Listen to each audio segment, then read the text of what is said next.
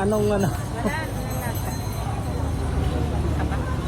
Ito si ate, Sa kausapin natin. presyo, okay lang na gano'n. Pero dapat, lagyan naman ng kunting sarap, lasa.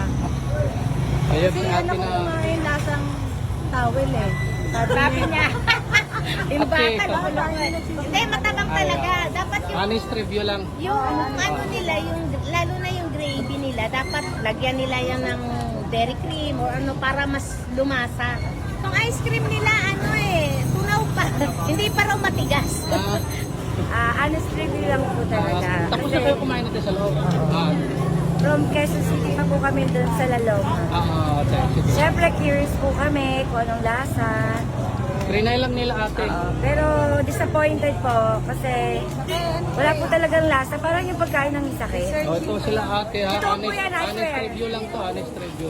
May na-interview tayong ano dito, yung galing nasa loob ni Madam Diwata. Kayo nang bahalang humusga. Nila order, take out na lang nila. Kasi yung wala sa aso. Sayang. Sayang.